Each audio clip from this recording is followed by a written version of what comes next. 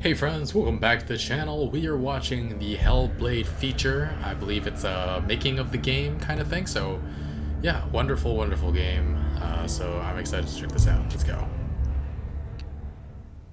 Okay. Stormy seas and lost souls. Who is it? She's dreamt of this before. It's coming. Is it? They say dreams are visions of our memories, thoughts and fears, as seen by our inner eye.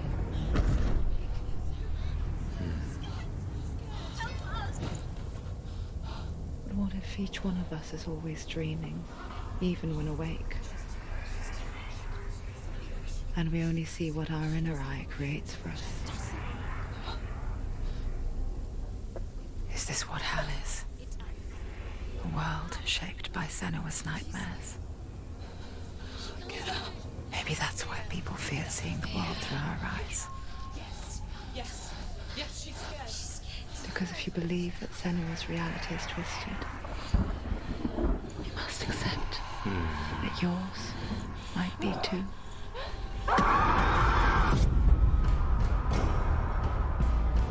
Spectacular. Psychosis.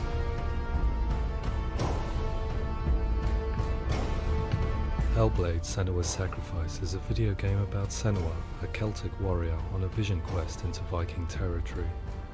But what sets our hero Senua apart is that she suffers from severe psychotic mental illness.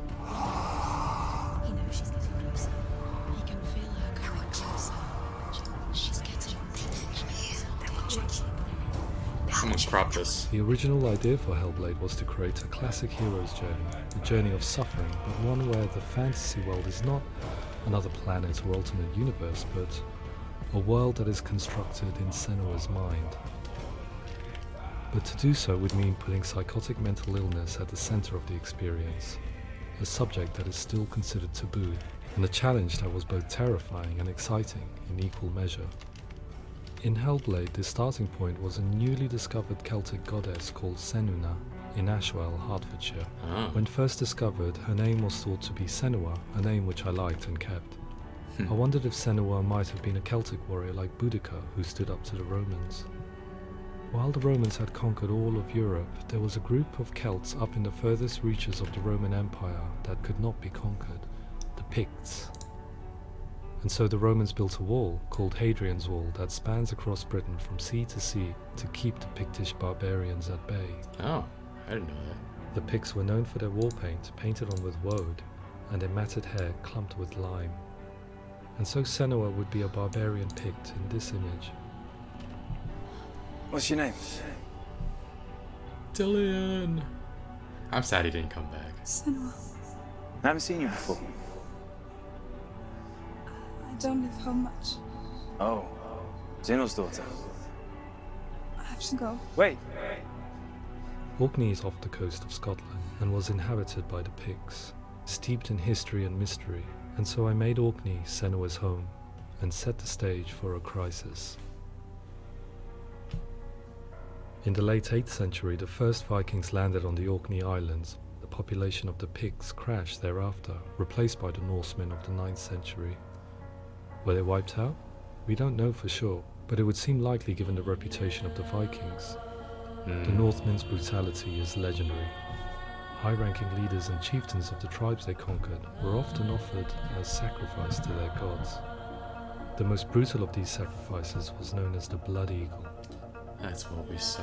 Very I interesting. imagine Senua as a young female warrior who returns home from exile to find her partner, Dillian, brutally sacrificed to a Norse god by these hellish warriors from a faraway land. I imagine the horror of this moment and how it would have dragged her deep into mental torment.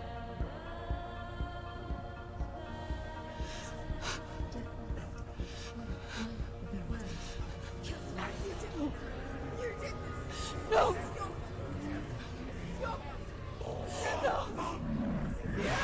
The way she constantly blamed herself throughout the game felt really authentic. I came to learn that the Celts had a sophisticated and nuanced perspective on the nature of mental disorder.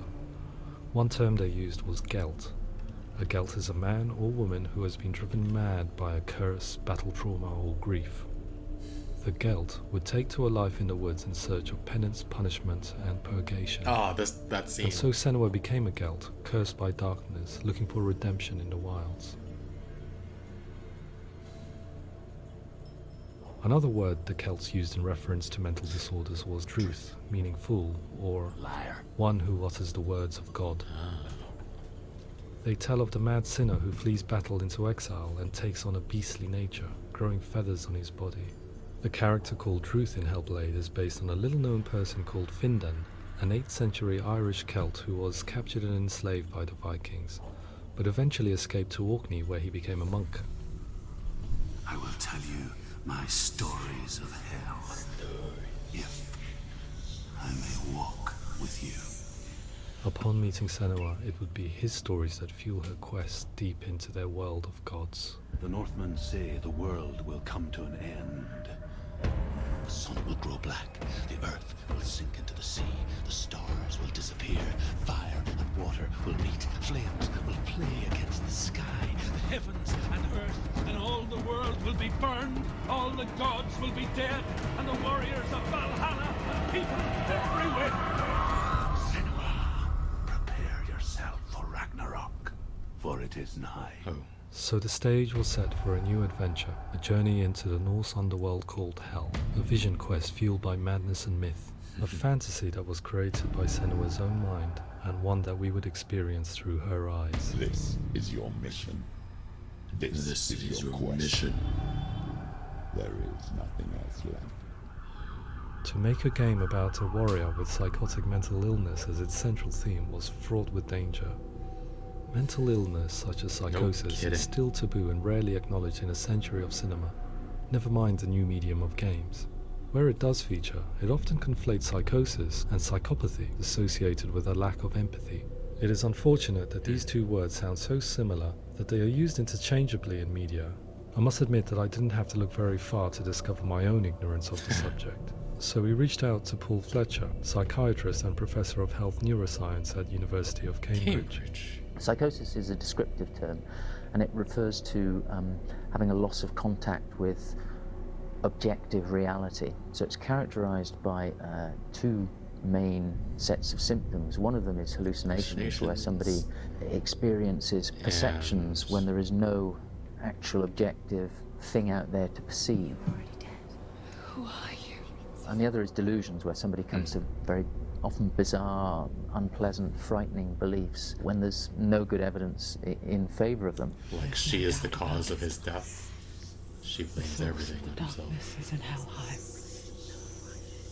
and the goddess Hela holds his soul there. We reached out to Welcome, a biomedical research charity that spends billions on research and awareness programs aimed at improving health.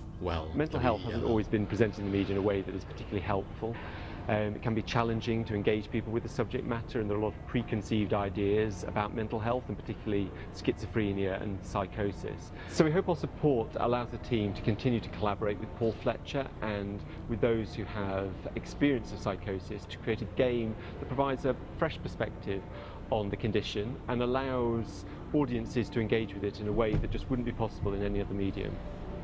What started out as a brief consultation convinced me that we were only scratching the surface of an immensely deep and interesting subject that could enrich and change the very nature of the game. That's cool. Thanks so much for coming in. Pleasure. Thanks. It's really interesting for me, and I'd love to be involved. It's fascinating. Our understanding of psychosis is still very much a mystery, and ways of treating it are still primitive compared to physical illness. After all, it is easy to see the pain and suffering caused by physical diseases or physical trauma. It is not so easy to see the mental suffering and trauma of severe mental illness. But what if we could find a way to see it? Games are capable of drawing you in for hours on end, playing the role of a character who is different from you, experiencing their perspective, and actively involving you in a world that functions with a different set of rules.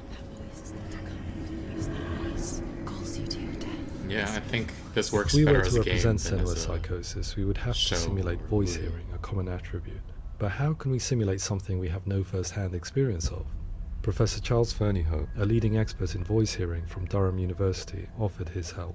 Hearing voices is an experience that is usually associated with severe mental illness, and crucially we know that hearing voices is a part of ordinary life for many people who don't meet the criteria for mental illness. Yeah. Oh, that's not him in real life. We know voices vary according to where they appear in space. Voices can appear far away in the distance, they can appear right there in your ear, they can seem to be coming from inside your head. Based on the information Professor Fernyhough provided, I put together a sound brief and invited some actors to the studio. We recorded the actors using a binaural microphone, which records the 3D spatial position of sound, replicating the way sound is heard by human ears. That's very It gives cool. you an incredible sense that the person you are listening to is right there beside you. Can't see how she's going. They're dancing around. Rachel Waddingham from the Voice that's Collective pretty cool. came to our studio with 2 young voice hearers to speak to our team. We talked at length about their experiences and they listened to our tests, giving us feedback on how we could improve on it. Everyone hates her. She's cursed. It's very hard to represent what this experience is like, partly because it's such a personal, intense, emotional experience. It's testament to how Ninja Theory have been listening to what the researchers are saying, but also, crucially, listening to the experts by experience. What they've come up with is so compelling. It's by far the best representation I've heard of what these experiences are like.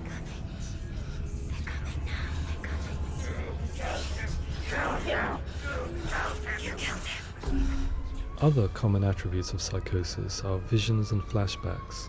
We met with Recovery College East, who work with and care for people recovering from severe mental disorders. A group of service users gave us their first-hand account of what they experience. Sometimes when the visions or what we're seeing is too much, it becomes more difficult until eventually we perhaps don't see anything. The people we spoke to, the stories they told, were fascinating, harrowing and mind-boggling. The reality of what people experienced was vivid, far exceeding what I could possibly have imagined. We went away itching to represent some of these visions and flashbacks in the game. As we all know, my heart is so, love is so far away. Don't you know how I wanna feel deeper? This game is so stressful. I could never know how you grow, all these days are killing me. Now I see deep in me insanity does unfold. I just wanna feel deeper, deeper. I just wanna feel deeper, deeper.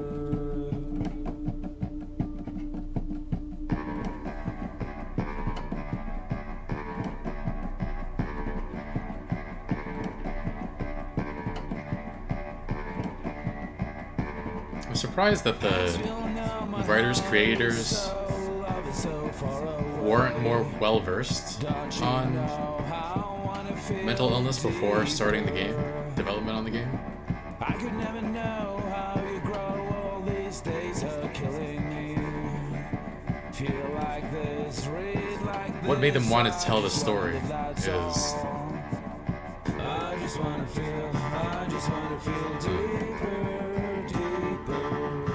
I just wanna feel deeper, deeper.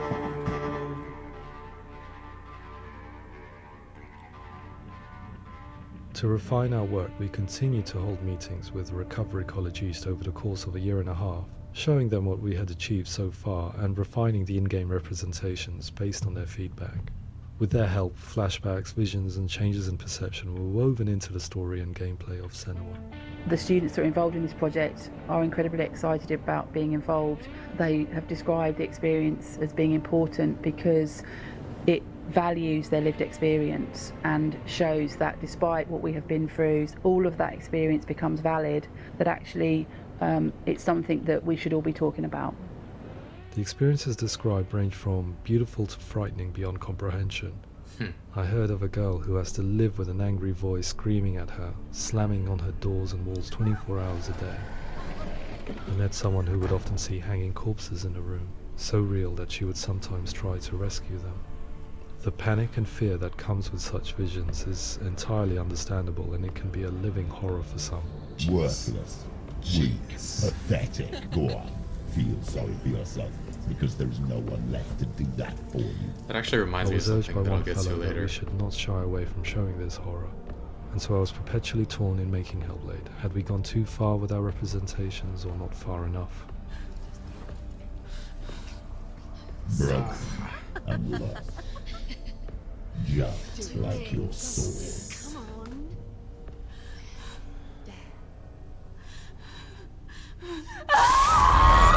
In some ways, voice hearing and visions were the low-hanging fruit, so to speak.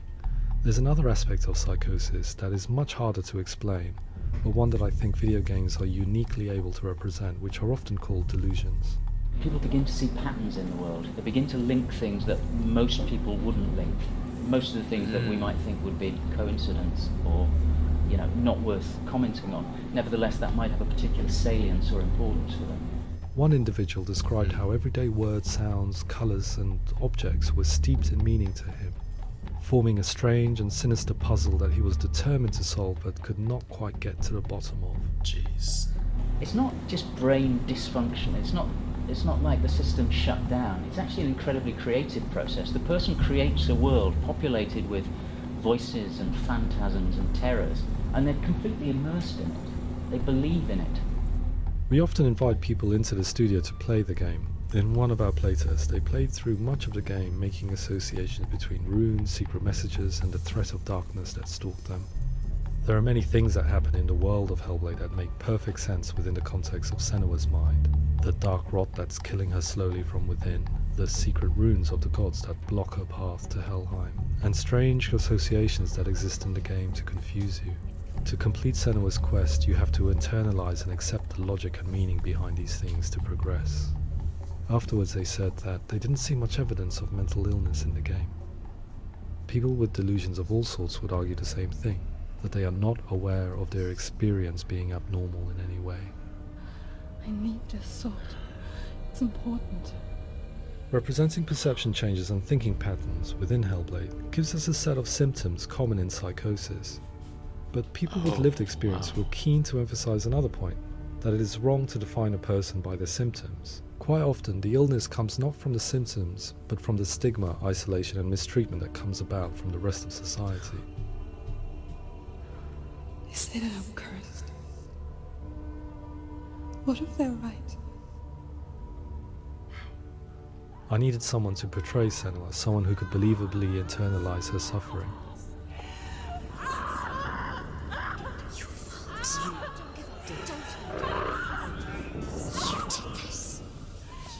Melina Jurgens, our video editor, had been a stand-in for Senua over a few months while we perfected our motion capture techniques.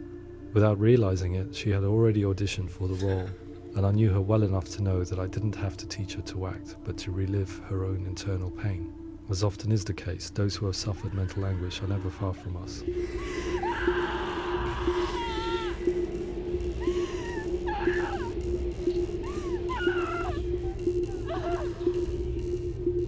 My hope is that by creating a compelling and aspirational character in Senua who feels very much real, albeit in a fantasy setting, we can provide a lens into her reality, a different one to yours, and this is where storytelling comes into play. I imagined her life based on common threads in real people's lives. She was always prone to psychosis as a child. Her mother Galina also heard voices and had visions, so perhaps there was a genetic aspect. Or perhaps it was cultural, as she lived within a world without science, of gods and a superstition, as exemplified by her druid father Zimbal. Psychosis developed in her late teens to early 20s and was exasperated by stigma and isolation at the hands of the clansmen and her father. This darkness. Right? It's spreading. The trauma of seeing her lover Dillian sacrificed tips her over the edge, making her remodel her reality around a concept that connects everything: the darkness. So the question, is what Senua experiences real? Can only be answered by saying, yes, it is real. It is her reality. All of her suffering will have been for nothing. It's just a matter of time.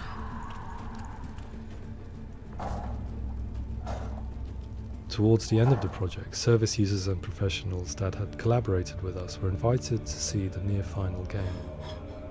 It was a chance to see if the game had reflected their views or if it had misrepresented them. For me, being involved in especially developing Senua's character has been really important, and being able to bring in my perspective and what I see and what I hear, and having that built into the game has been a real privilege. It's gritty and it's meaty, and there are some tough subjects in there that are being tackled with honesty.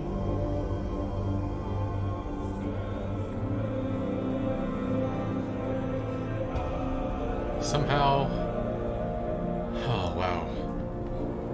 I was blown away by it today, absolutely blown away. It was just fantastic to get the opportunity to use our lived experience in a very creative way. There's nothing tokenistic about the work we've put in. It feels like we've been listened to, things have been taken on board, and I think there was a lot of realism in the game itself, and it feels very authentic.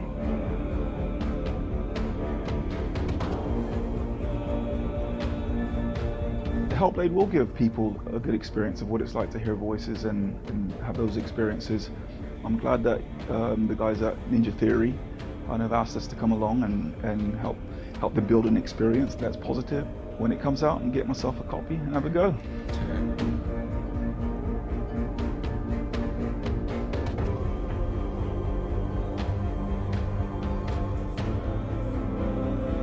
I think all the way through I was really inspired by how the conversations have translated into the game in a way that I think I didn't imagine was possible. So wonderful, really wonderful.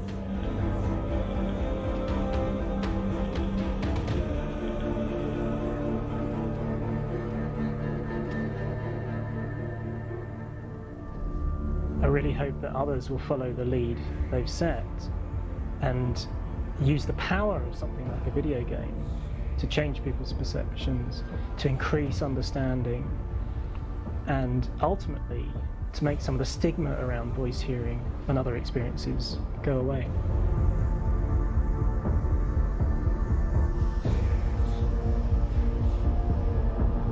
For me, it was really exciting to see something that I explore scientifically being represented so beautifully in a character who's trying to penetrate the mysteries of the environment in which they've been placed, with all of this strange uncertainty and noise and conflicting information that they're getting. I'm very excited by this way of trying to represent mental illness, because I think it actually might be offering us insights that we wouldn't get from pure scientific explorations, and actually giving us quite an empathic view of what it might be like.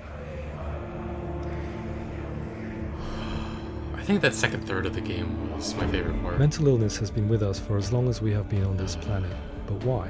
Why hasn't evolution stamped out this weakness from within our gene pool? I often pondered this question until I realized that the question had an inbuilt flaw. It assumes that being and thinking differently is a weakness. The only reason we have computers, spacecraft, medicine, poetry, art, and yes, even video games is because individuals are able to simulate new abstract realities in their minds and share them with the rest of us. We need people to be willing to see differently in order for us to progress and survive as society. And we need to be open to these new ways of seeing.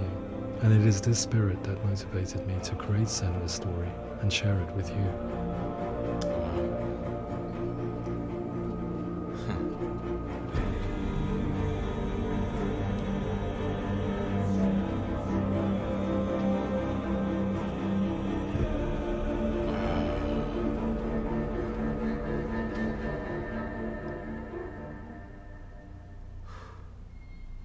That was really, really fascinating to watch. Alright, let me recrop this because it looks ridiculous now. I just have to set everything to 0.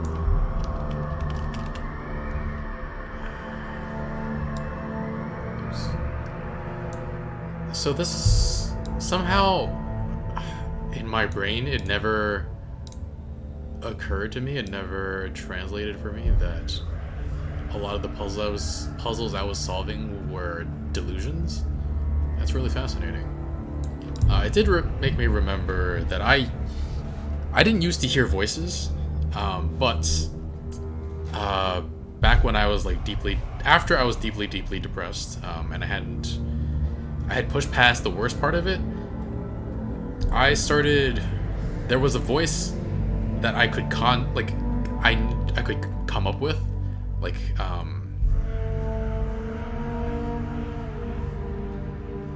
it would berate me, but only when I wanted it to. I don't know, it was weird. It was never involuntary. Its appearance was never involuntary. But yeah, it was a terrifying voice. And for a very long time, for maybe 2 years or so, I didn't know what that voice was or who that voice belonged to. I just knew it scared the ever-living crap out of me. But yeah, after 2 years, I realized like it was my own voice and that I could actually make that voice in real life. I wouldn't do it now because it still scares the crap out of me. But yeah, after that, I was just like, I think for whatever reason, I wanted to punish myself for the reason I became depressed in the first place. And so I created this voice that I never ever thought it was real. I never thought it was it never spoke to me unless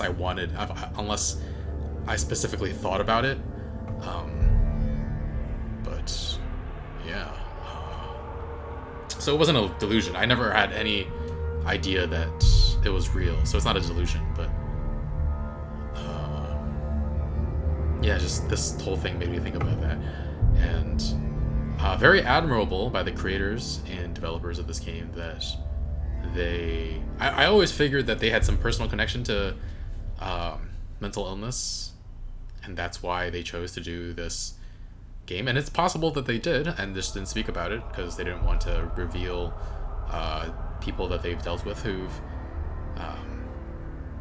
have suffered from these symptoms. But yeah, I guess it's possible that that happened. Oh, yeah, this game is spectacular. I still feel very weird after playing it.